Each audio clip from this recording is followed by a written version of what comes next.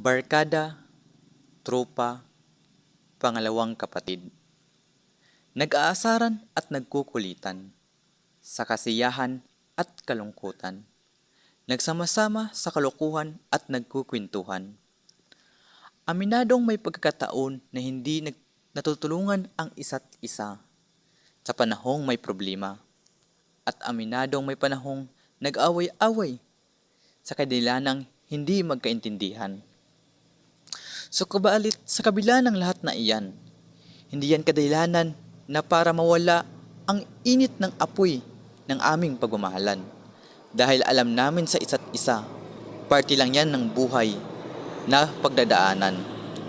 Kaya sa lahat diyan, ang masasabi ko lang, all of her, I love you all.